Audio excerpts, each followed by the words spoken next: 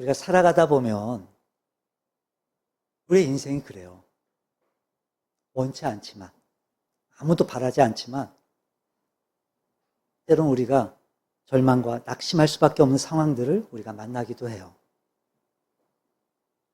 자, 그럴 때 여러분 어떻게 하시죠? 그런 상황들을 만날 때 어떻게 하시죠? 그래서 혹시 하나님이 살아계시지 않은 것처럼, 하나님이 안 계신 것처럼, 그러니까 우리와 함께 하시지 않는 것처럼 혹시 그렇게 살지는 않으십니까? 아무리 힘들고 아무리 어려운 상황 가운데 있다 할지라도 우리가 믿는 하나님은 지금도 살아계시고 우리와 지금도 함께 하시는 하나님이신 줄로 믿습니다.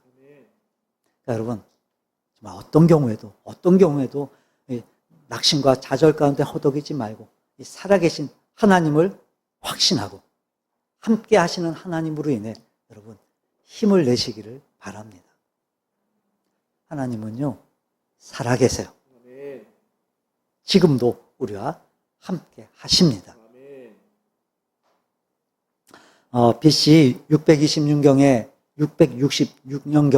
요시야 왕 통치 때 등장한 이 스바냐 선지자는 각종 우상 숭배와 죄악에 빠져 있는 유다 백성들에게 장차 임할 여호와의 날, 즉 하나님의 심판을 예언을 해요.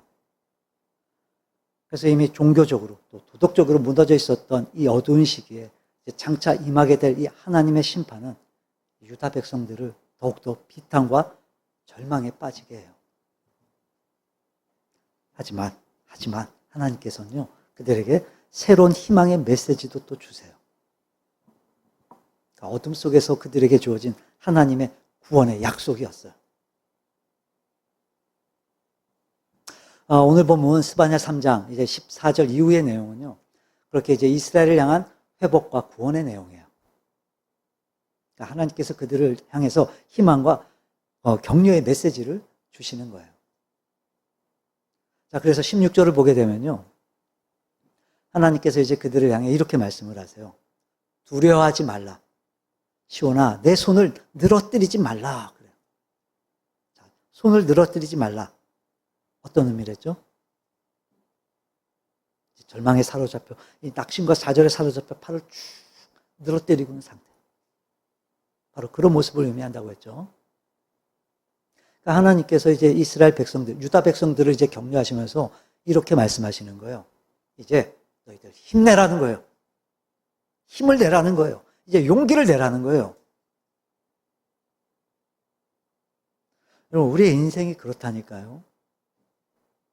아무도 원치 않지만 이 아프고 힘든 일들이, 이 절망적인 상황들이 정말 시도 때도 없이 찾아와요. 시도 때도 없이. 그래서 사는 게 정말 너무도 힘들 때가 있어요. 자꾸 우울해지고 무기력해지고. 여러분, 그럼에도 불구하고 우리 그리스도인들은 힘을 낼 수 있다고 믿습니다. 그러니까 오늘 이 말씀을 통해서 우리에게 힘을 내라고 하시는 이 하나님의 메시지가 우리 모두에게 위로가 되고 격려가 되어져서 우리 모두가 다 힘을 내고 다 이겨내고 승리하는 인생들이 되기를 바랍니다. 자, 그럼에도 불구하고 하나님께서 이 하나님의 백성들을 향해서 힘을 내라고 말씀하셨던 이유가 무엇인가? 자, 우리 지난 주일에 첫 번째 말씀을 나눴었죠. 뭐 때문이라고요?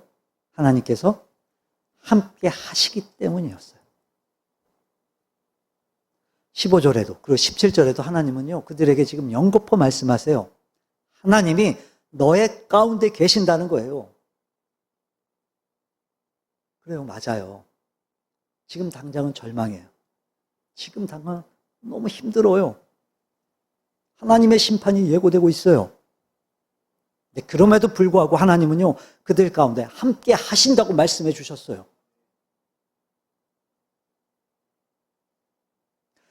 여러분, 우리가 살아가는 모든 삶의 문제에 있어서 우리를 가장 힘들게 하는 게 뭐냐면요. 이제 그 상황 속에 있는 우리로 하여금 마치 하나님이 나와 함께 하시지 않는 것처럼 생각이 되어진다는 거예요. 그렇게 보여지고, 그렇게 생각되고, 자꾸 이제 그렇게 느껴지는 거예요. 그래서 우리는요, 그렇게 믿어버리는 거예요. 그 상황 때문에 하나님이 안 보이는 것처럼, 멀어진 것처럼, 우리가 그렇게 느껴버리는 거예요. 믿어버리는 거예요. 여러분, 그렇지가 않아요. 절대 그렇지 않아요. 우리가 어떤 상황 가운데 있다 할지라도 하나님은요, 우리와 함께 하세요. 마치 이 태양과 지구 사이에 달이 위치함으로 인해서 일시적으로 태양이 가려지는 것처럼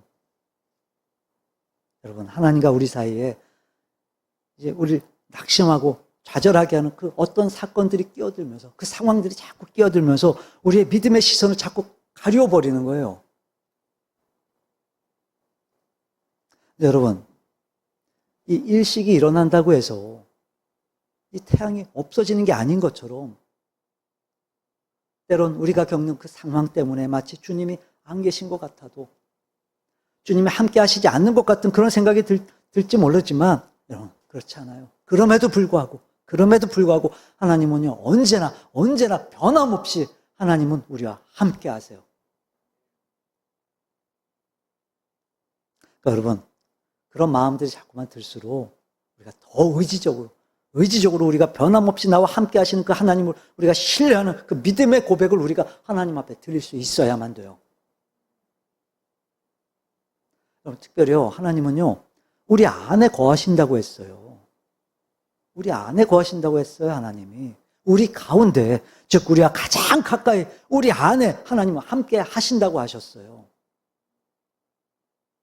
여러분, 항상 여러분의 그 마음과 중심 속에 하나님이 계신다는 걸 확신하고 여러분의 믿음의 시선 또한 하나님을 향할 수 있기를 바랍니다.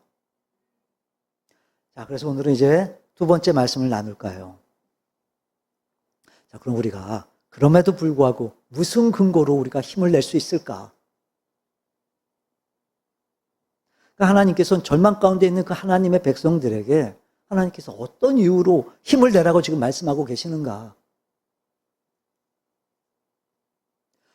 우리 보면 17절 한번 볼까요? 17절. 자, 17절 함께 읽어봅니다. 너의 하나님 여호와가 너희 가운데에 계시니 그는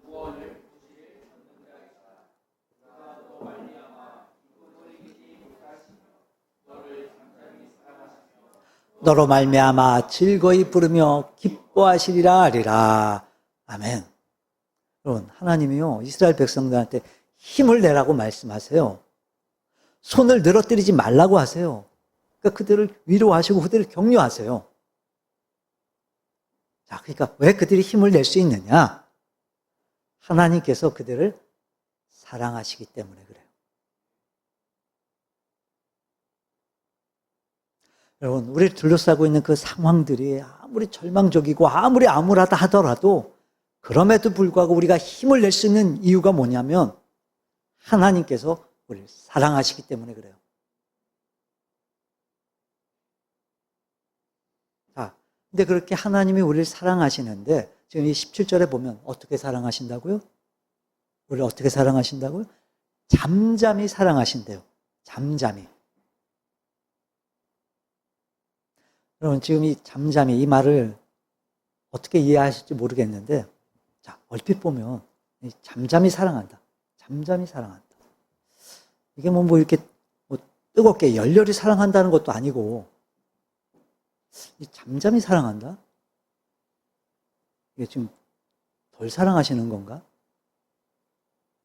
뭐 대충 사랑하시는 건가? 네, 여러분, 오히려 그 반대예요, 반대예요. 이 잠잠히 사랑한다는 말이 무슨 의미냐면, 이 잠잠이라고 하는 단어의 원래 의미가요, 새긴다라는 말이에요. 새긴다. 즉, 깊고 강하게 새겨져 있는 거예요. 그러니까 하나님이 우리를 잠잠히 사랑하신다는 건 이런 거예요. 마치 그 무엇이 새겨져 있는 것처럼 그렇게 깊고 강하게 우리를 사랑하기 때문에 이게 말로 다 표현이 안 되는 거예요. 하나님이 우리를 얼마나 사랑하시는지 정말 말로 다 나타낼 수 없을 만큼 우리를 사랑하시는 거예요. 그러니까 이런 게 아닐까 싶어요. 그러니까 사랑해요. 사랑해요. 근데 얼마나 많이 사랑하시는지 오히려 사랑한다고 말하는 그 말 자체가 내 사랑이 자꾸 이렇게 축소되는 것처럼 느껴지는 거예요. 너무 끔찍히 사랑하다 보니까 오히려 사랑한다고 말을 못하는 거예요. 다시 말해 표현할 수 없을 만큼 말로 다 고백이 되지 않을 만큼 그렇게 하나님께서 우리를 너무 깊고 강하게 우리를 사랑하시는 거예요. 그래서 하나님이 우리를 잠잠히 사랑하신다는 거예요. 여러분, 하나님이요, 이렇게 사랑하세요. 이렇게 우리를. 말로 다 표현이 안 될 만큼. 그러니까 우리를 향하신 그 하나님의 사랑이 얼마나 크고 깊은지, 얼마나 강렬한지, 이게 말로 다 담을 수가 없는 거예요. 표현할 수가 없는 거예요, 하나님이. 그래서 간접적으로 하나님이 우리를 사랑하신다는 걸 이제 앞뒤로 기쁨이란 말을 사용해서 이렇게 표현을 하세요. 우리 17절 다시 볼까요? 네. 그가 너로 말미암아 기쁨을 이기지 못하신다. 기쁨을 이기지 못하신다. 이게 무슨 말이냐면 기쁨으로 온전히 이겨낼 수 없다. 기쁨만으로는 온전히 이겨낼 수 없다라는 뜻이에요. 그러니까 우리를 향한 하나님의 사랑이요, 기쁨만으로는 안 된다는 거예요. 기쁨만으로는. 얼마나 사랑하시는지 극도의 만족, 극도의 기쁨이 넘친다는 거예요, 하나님. 하나님이 우리 그만큼 우리를 사랑하신다는 거예요. 그만큼. 자, 그리고 너를 잠잠히 사랑하시며 너로 말미암아 즐거이 부르며 기뻐하시리라 그래요. 그러니까 그냥 기뻐하시는 게 아니라 즐거이 부르며 기뻐하세요, 하나님이. 여기 부른다는 말이 무슨 의미냐면 그냥 부르는 게 아니에요. 막 소리 높여서 외치는 거예요. 그러니까 너무 기쁜 나머지 막 소리를 지르면서 막 기뻐 뛰고 기뻐 춤을 추시는 거예요, 하나님이. 그러니까 하나님이 우리를 얼마나 사랑하시는지 우리를 보시고 우리를 생각하실 때마다 막 하나님이 기뻐 뛰면서 춤을 추고 싶으실 만큼 너무 기쁜 나머지 그 기쁨의 감격과 감정을 막 소리를 지르면서 표현하고 싶으실 만큼 하나님께서 우리를 그렇게까지 우리를 사랑하신다는 거예요. 자, 그러니까 여러분, 우리가 아무리 절망 중에 있더라도 우리가 힘을 낼 수 있는 이유가 뭐냐? 하나님이 우리를 이토록 사랑하시기 때문인 거예요. 하나님의 이 사랑이 우리 모두에게 진정으로 깨달아지기를 바랍니다. 하나님이 나를 이렇게까지 나를 사랑하시는구나. 이 놀라운 하나님의 사랑. 말로 다 표현할 수 없는 그 크고 강렬한 이 하나님의 사랑. 우리 모두에게 깨달아질 수 있기를 바랍니다. 우리 한번 이렇게 해봤으면 좋겠어요. 이 17절 보면서 이 너라는 단어, 이 너라는 단어 이게 5번 나와요, 지금. 17절에 보면 5번 나오는데 우리 너라는 단어를 이제 내 이름을 넣어서 각자의 이름을 넣어서 여러분의 이름을 넣어서 한번 읽어봤으면 좋겠어요. 자, 우리 17절 내 이름 넣어서 우리 함께 읽어보도록 합니다. 진현식의 하나님 여호와가 진현식의 가운데에 계시니 그는 구원을 베푸실 전능자이시라.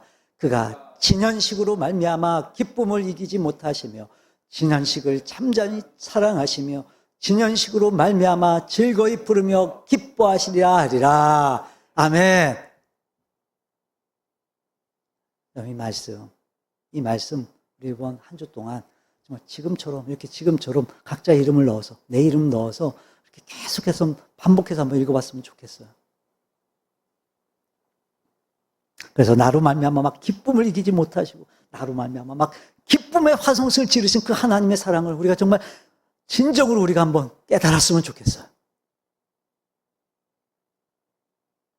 자, 근데 우리가 이 상황에서 반드시 우리가 또 짚고 넘어가야 될 문제가 또 있어요, 여러분. 자, 그게 뭐냐면, 그럼에도 불구하고, 하나님이 우리 이렇게까지 사랑하신다고 말씀하신데도 불구하고 우린 자꾸 그 하나님의 사랑이 우린 의심이 되는 거예요. 의심이 돼요, 자꾸.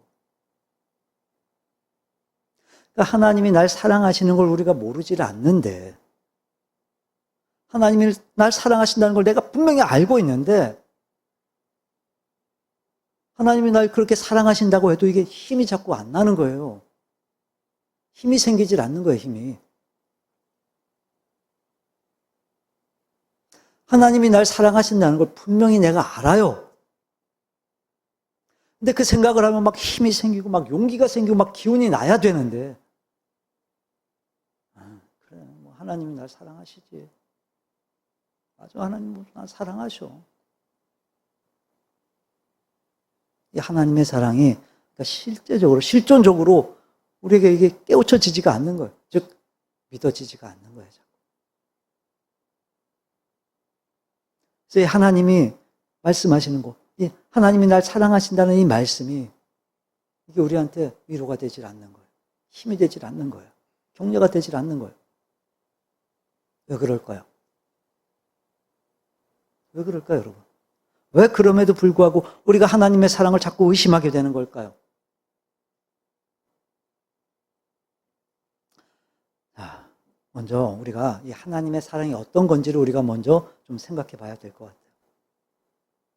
하나님의 사랑이 뭔가? 하나님의 사랑. 우리 요한일서 한번 볼까요?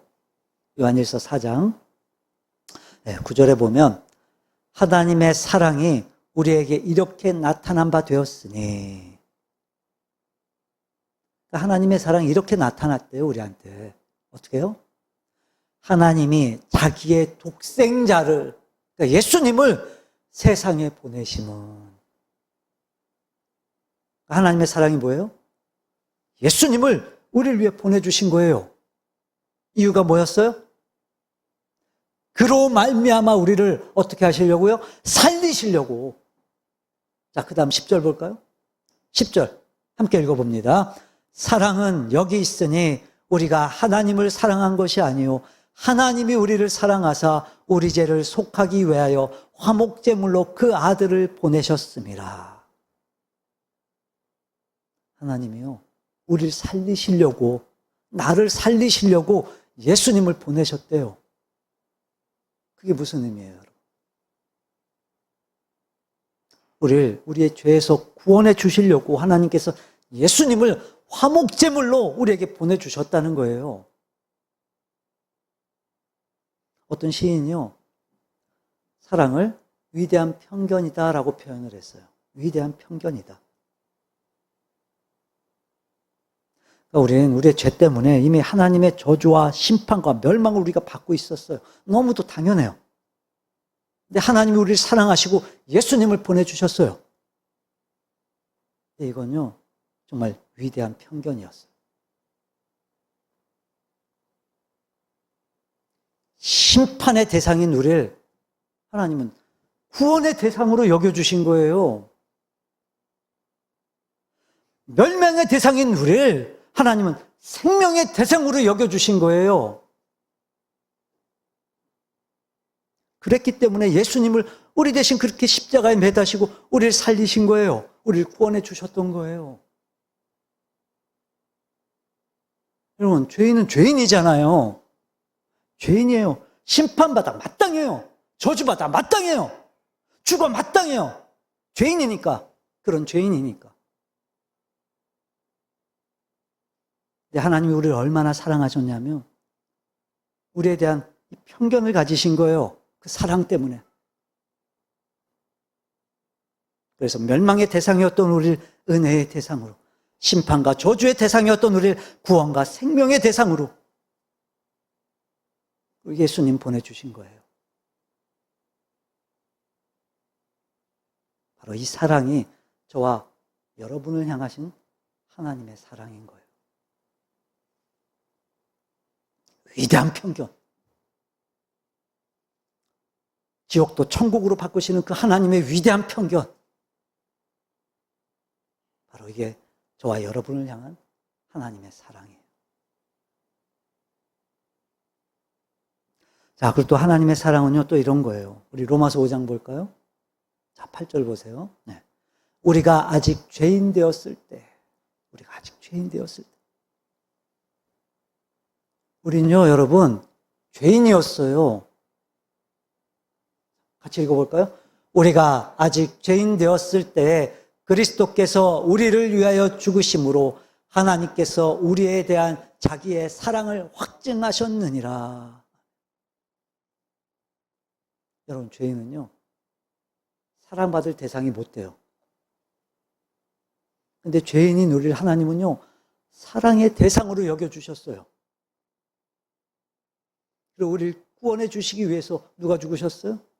그리스도께서, 주님께서 우리를 위해 죽으셨어요. 예수님이 죄가 있으세요? 아니요. 예수님은요, 아무 죄가 없으세요.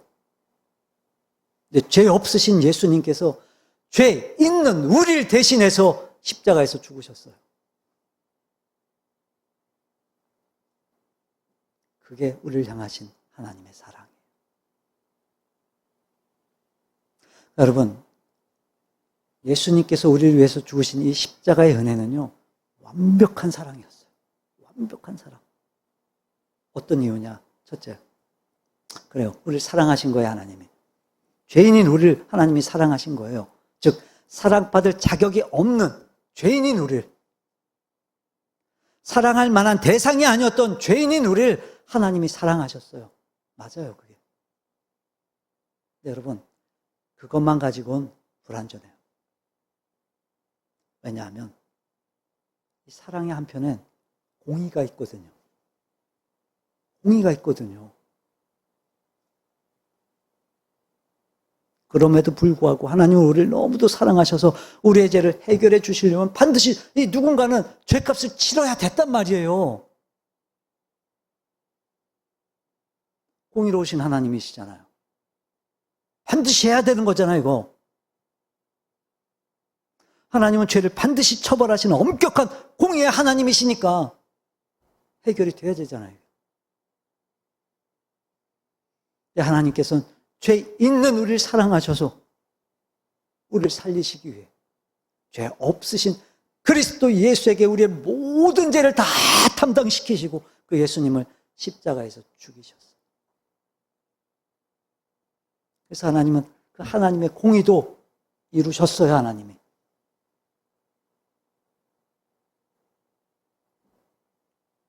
여러분, 우리를 대신해서 죽으신 예수님의 십자가는요, 우리를 향하신 하나님의 그 사랑 때문에, 그 하나님의 사랑과 하나님의 공의가 아주 완벽하게 이루어진 완전한 사랑이었던 거예요. 그러니까 그 누구도 뭐라 할 수 없어요. 우리를 향하신 그 하나님의 사랑에 대해서. 그 누구도 이의를 제기할 수가 없어요. 우리를 향하신 그 하나님의 사랑에 대해서는. 왜냐하면 하나님 자신의 속성인 이 공의와 사랑을 바로 그리스도 예수를 십자가에 매다심으로 말미암아 완전하게 완벽하게 이루어 주셨거든요. 완벽한 사랑인 거예요. 완벽한 사랑.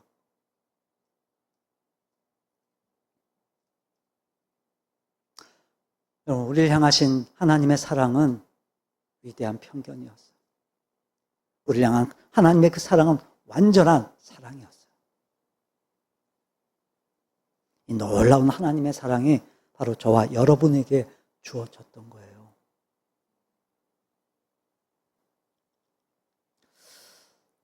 하나님의 이 완전한 사랑, 지옥을 천국으로 바꿔주신 이 위대한 편견, 나를 향하신 하나님의 사랑으로 여러분 분명하게 깨달을 수 있기를 바랍니다. 네, 여러분, 지금 아멘들을 하셨는데 안타깝게도 그럼에도 불구하고 우린 어쩔 수 없는 한계를 갖고 있어요. 우리는 어쩔 수 없는 한계들을 갖고 있어요. 그게 뭐냐면 우리가 아무리 사랑을 머리로 이해한다 하더라도, 우리가 아무리 사랑을 느끼고 확신한다 하더라도 우리는 자꾸 이 사랑이 이게 자꾸만 의심되는 거예요. 그러니까 왜 그런 걸까? 왜 자꾸 우리는 의심이 되는 걸까? 하나님의 사랑이. 이런 이유가 아닐까요? 여러분 한번 이렇게 한번 생각을 해보세요. 누군가가 여러분을 사랑해요. 누군가가 나를 사랑해요. 그래서 자꾸 막 연락도 하고, 자꾸 만나자 그러고, 이제 막 자꾸 막 선물도 보내고. 근데 여러분은 그 사람한테 그 사랑에 마음이 없어요. 그 사람 사랑에 마음이 없어요. 별로 관심도 없어요. 그 사람은 계속해서 나한테 막 사랑합니다, 사랑합니다 자꾸 고백을 하는데 근데 나는 그 사람의 사랑에 관심이 없어요. 그럼 어떨까요, 여러분? 어떨까요, 내 마음이? 뭐 처음엔 막 그냥 좀 뭐 부담되는 정도이겠죠. 그럼에도 불구하고 계속해서 이렇게 사랑한다 고백하고 계속해서 이렇게 선물도 보내고 만나자고. 그럼 어떨까요? 귀찮아요. 짜증나요. 자, 근데 만약 그렇게 누군가가 여러분을 사랑해요.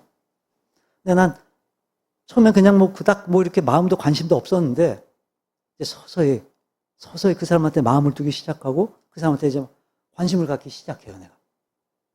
그럼 어떤 결과가 주어질까요? 어떤 모습이 나타날까요?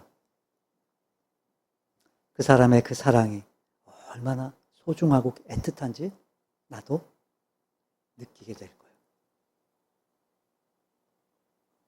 나도 점점 그 동일한 마음을 내가 갖게 되고 나도 점점 동일한 그 느낌을 내가 갖게 되면서 나도 그를 사랑하게 될 수 있을 거예요. 여러분, 하나님 우리를 이렇게까지 사랑하신다고 그렇게 예수님의 십자가를 통해서 우리에게 분명하게 보여주셨는데 왜 우린 자꾸 그럼에도 불구하고 이 사랑이 의심되는 걸까? 하나님이 나를 사랑하신다는 게 힘이 되기는커녕 왜 나는 아무것도 아닌 것처럼 그렇게 취급하게 되는 걸까?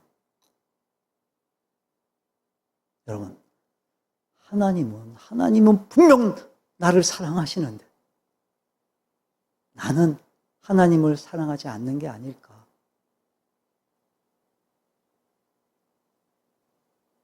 이렇게까지 하나님 우리를 사랑하시는데 정작 우리를 향하신 그 하나님의 사랑에 대해 나는 관심도 마음도 없는 게 아닐까?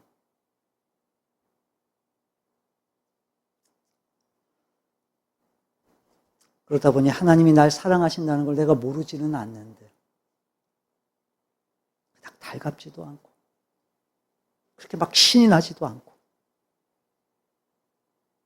하나님이 날 사랑하신다는 게 그렇게까지 행복하지도 않은 거예요.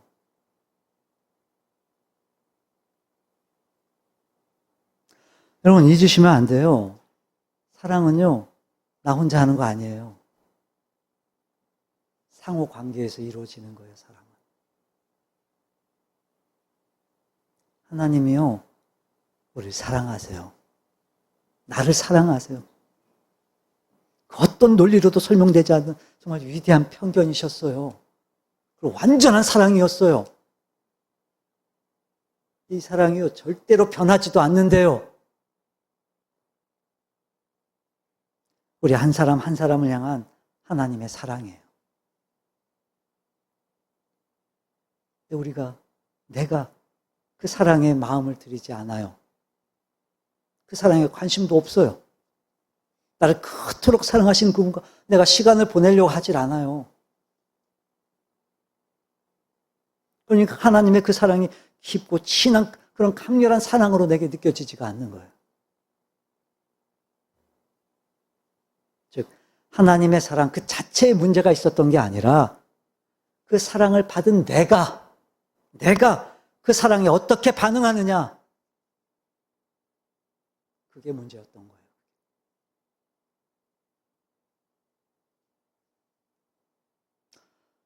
왜 우리가 자꾸 우리의 삶의 자리에서 이 하나님의 사랑이 의심되는 걸까? 이미 우리에게 주어진 이 하나님의 사랑에 내가 관심을 보이지 않는 거예요.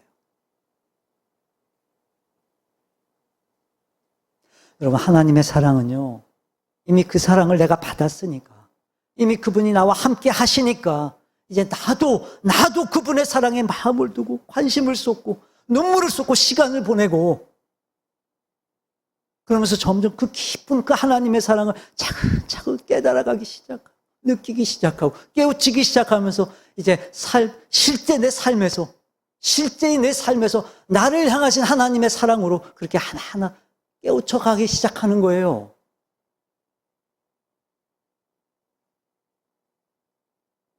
여러분, 이 깊은 이 하나님의 사랑이 나를 향한 하나님의 사랑으로 분명히 깨달아질 수 있기를 바랍니다. 자, 또 하나. 우리가 왜 자꾸 이 하나님의 사랑이 의심되는 걸까? 자, 우리 로마서 5장 8절 다시 한번 읽어볼까요? 우리 함께 읽어봅니다. 우리가 아직 죄인 되었을 때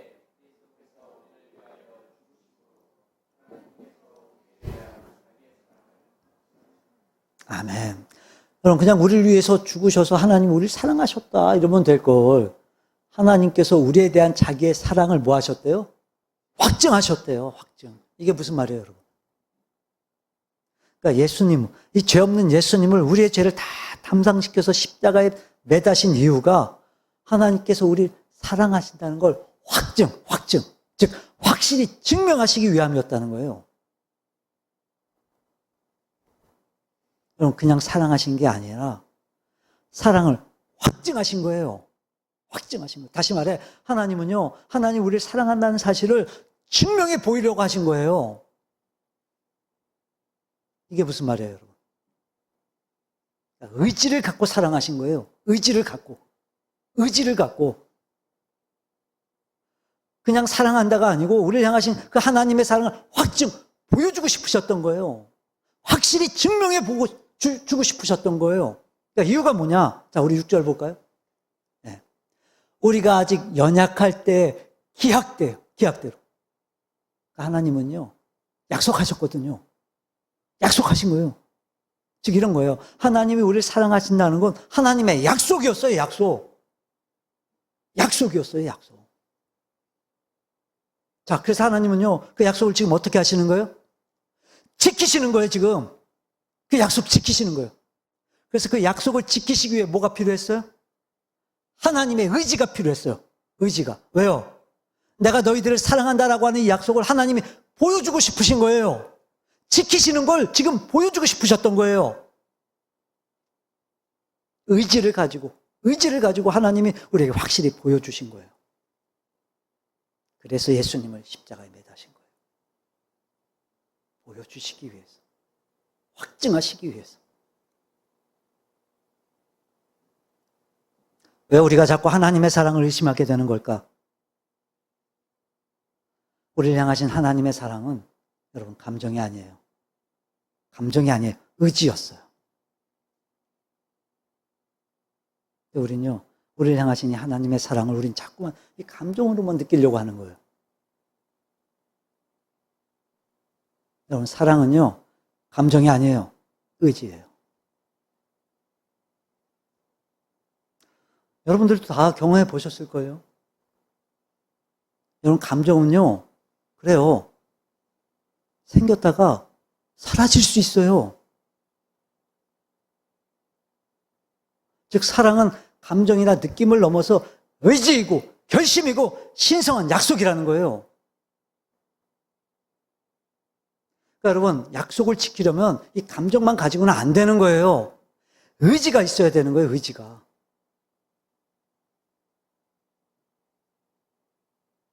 우리가 속는 이유가 뭘까요? 바로 그 감정 때문 아닐까요? 즉, 뜨거운 감정이 있을 땐요, 내가 사랑하고 있는 거예요. 내가 사랑하고 있는 건데, 이 감정이 희미해질 땐, 자꾸 희미해질 땐 사랑도 식었다고 생각하는 거예요. 우리가 그러는 거예요, 하나님의 사랑을. 이 하나님의 사랑을 우리 자꾸 이 감정으로만 느끼려고 하는 거예요. 이게요, 여러분, 얼마나 주관적인지 몰라요. 그러니까 하나님의 사랑과 상관없이 내 감정, 내 기분 따라 우린 자꾸 나를 향하신 그 하나님의 사랑을 우리의 감정 때문에 우린 오해하는 거예요, 자꾸. 이게 얼마나 주관적인지 모른다니까요. 물론 이 감정이 사랑의 증거일 수도 있어요. 하지만 그 사랑이 이제 지속되고 영원해지려면 이 감정을 넘어서야 되는 거예요. 넘어서서 의지가 필요한 거예요, 의지가. 여러분, 사랑은요, 시작도 중요하지만, 과정, 유지가 더 중요한 거예요. 근데 그러려면 감정만 가지고는 되지가 않는다고요. 약속을 지키는 그런 책임 있는 사랑이 되려면 반드시 의지가 필요한 거예요. 그 사랑이 지속되고 그 사랑이 깊어지고 더 확고해지려면 반드시 이 의지가 있어야만 돼요. 여러분, 하나님은요, 하나님의 그 약속대로 그리스도 예수를 우리 대신 그 십자가에 내어주심으로 말미암아 당신의 사랑을, 하나님의 사랑을 확증해 주셨어요. 하나님의 의지를 우리에게 다 보여주셨어요. 그러니까 이제는 우리 차례예요, 우리 차례. 우리가 그 하나님의 사랑에 의지적으로 우리가 이제 반응해야 돼요, 우리가. 내가 어떻게 해야 이 하나님의 사랑을 의심하지 않을 수 있을까? 자, 그럼 여러분, 이 감정을 넘어서서 의지를 가지고 하나님을 사랑한다는 게 이게 도대체 어떤 의미일까, 이게? 어떤 의미일까? 요한복음 14장 볼까요? 네, 21절 보면, 나의 계명을 지키는 자라야 나를 사랑하는 자니. 23절 볼까요? 23절. 예수께서 대답하여 이르시되 사람이 나를 사랑하면 내 말을 지키리니. 여러분, 하나님은요, 우리를 사랑하셨어요. 그리고 하나님은 그 약속을 지켜주셨어요. 의지를 가지고, 하나님의 의지를 가지고. 그리고 이제 하나님은요, 정말 우리가 하나님을 사랑한다면 우리에게 지금 요구하세요. 의지를 가지라고. 우리에게 요구하세요. 의지를 가지라고. 어떤 의지요? 말씀대로 지키라는 거예요. 말씀대로 지키라는 거예요. 말씀대로. 하나님의 말을 지키라는 거예요. 왜 우리가 자꾸 하나님의 사랑에 의심되는 걸까요? 하나님이 늘 사랑하시는 게 분명한데, 분명히 하나님을 날 사랑하시는데 왜 우린 자꾸 이 하나님의 사랑을 의심하는 걸까? 분명한데 왜 의심할까? 하나님의 사랑에 대한 의지가 없었던 거예요. 약속대로 하나님 우리를 사랑하셨어요. 약속대로 의지를 가지고 그 약속을 하나님이 지키셨어요. 그러니까 우리는요, 하나님 말씀 따라 하나님 사랑하면 돼요. 말씀을 지키려는 의지를 가지면 돼요. 여러분, 이런 거예요. 하나님이 여러분에게 베풀어 주신 그 사랑의 이유가 되고 그 은혜와 그 감사와 감격의 이유가 되어, 여러분, 쉽지 않지만 때로는 부담되고 버거울 수 있지만 그럼에도 불구하고 실제 여러분의 삶의 자리에서 말씀을 지키려는 의지를 가지고 여러분들이 이제 순종의 발걸음을 내딛게 된다면 바로 순종하는 그 자리가 크고 깊고 위대하신 그 하나님의 사랑을 나의 사랑으로 깨닫는 자리가 되어질 줄로 믿습니다. 여러분, 의지를 가지세요. 의지를 가지세요. 여러분을 향하신 하나님의 사랑은요, 변하지 않아요. 달라지지 않아요. 이미 그 사랑은 너무나 강하고 너무나 강력한 사랑이에요. 문제는 우리의 반응, 우리의 태도였어요. 즉, 내가 하나님 사랑하면 말씀 지키는 거예요. 말씀을 지키는 게 곧 주님을 사랑하는 거예요. 여러분, 말씀을 지키는 건요, 감정으로는 안 된다고요. 이 하나님의 말씀을 우리가 지켜야 돼요. 이 말씀은요, 하나님이 우리에게 주신 약속이에요, 약속. 자, 그럼 이제 우리가 이 하나님의 말씀을 믿는다는 건 무슨 말이냐? 이제 우리도 이 말씀대로 살겠다고 약속하는 거예요. 약속하는 거예요. 하나님은요, 그 하나님의 약속대로 우리를 사랑하셔서 그리스도 예수를 우리에게 내어주셨어요. 그 하나님의 사랑, 그 사랑을 우리가 분명히 믿는다면, 여러분, 우리도 지켜야 돼요, 이 약속. 믿으시죠, 여러분? 하나님의 사랑 분명히 믿으시죠? 그럼 우리도 지켜야 된다고요. 하나님 말씀을. 이 약속을. 혼자 하는 거 아니랬잖아요, 사랑. 상호관계에서 이루어진다고 했잖아요. 그게 사랑이죠, 그게.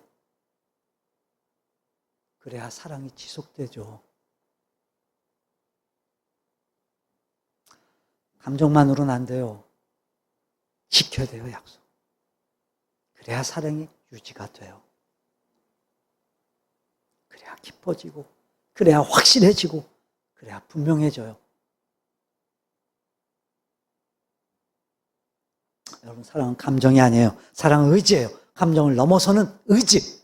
그럴 때 우리도 하나님을 더 사랑할 수 있게 되고, 이 말씀을 지키려는 그 의지 속에 하나님의 사랑이 더 깊이 있게 깨우쳐지게 되고, 이제 말씀에 순종할 때마다 그 순종의 현장에서 하나님의 역사와 하나님의 임재를 우리가 경험하면서 우리는 더 하나님을 사랑할 수 있게 되고, 그럼요, 하나님의 그 사랑이요, 더 이상 의심되지 않을 거예요. 의심될 리 없어요. 그렇게 하나님이 나를 사랑하신다는 게 믿어지고 깨달아질수록 여러분, 우리는 어떤 상황에서도 힘을 낼 수 있고 용기를 낼 수 있는 거예요. 그러니까 여러분을 향한 이 하나님의 사랑에 의지적으로 반응할 수 있기를 바랍니다. 여러분, 말씀을 지키기 위해서 힘쓰세요. 힘쓰세요. 그리고 하나님의 사랑을 더 깊이 있게 깨우칠 수 있도록 여러분, 구하세요. 은혜를. 구하세요. 은혜를.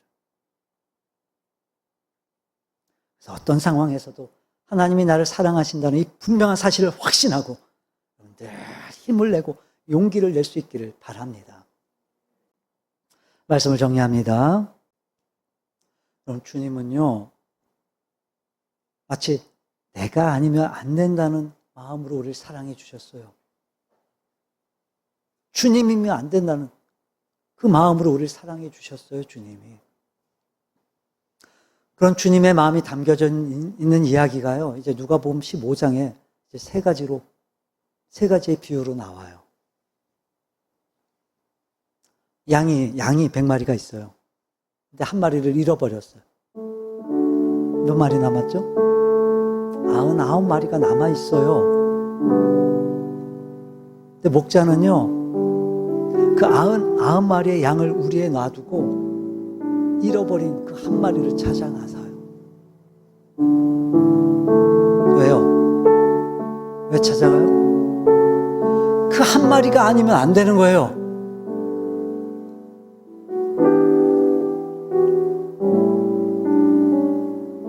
그리고 10드라크마가 있어요.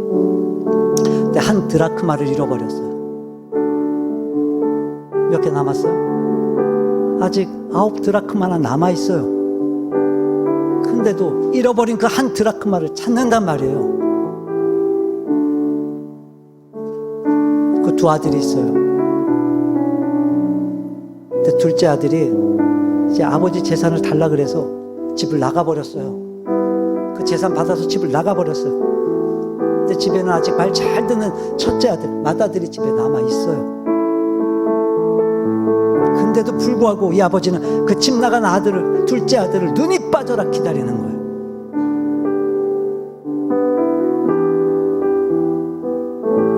여러분, 외로움은요, 좋은 사람 만나면 돼요. 좋은 사람 만나면 이 외로움이란 문제는 해결이 돼요. 근데 그리움은요, 좋은 사람 만나서 해결이 안 돼요. 반드시 그 사람이어야 되는 거예요.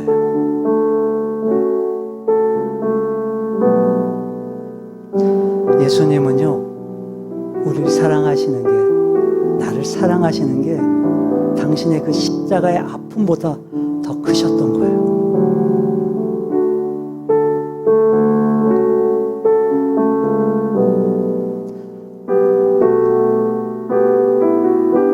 그래서 그 십자가의 아픔은 주님이 참으시겠는데 우리를 사랑하시는 건, 나를 사랑하시는 건 못 참으시는 거예요. 주님이 그렇게 저를 원하셨어요. 주님이 그렇게 여러분을 원하셨어요. 주님이. 여러분, 이 십자가의 고통이 어떤 건지 우리가 정말 상상이나 할 수 있을까요? 상상이 되세요, 그게? 근데 그 아픔보다도 우리를 더 원하셨던 거예요, 주님이.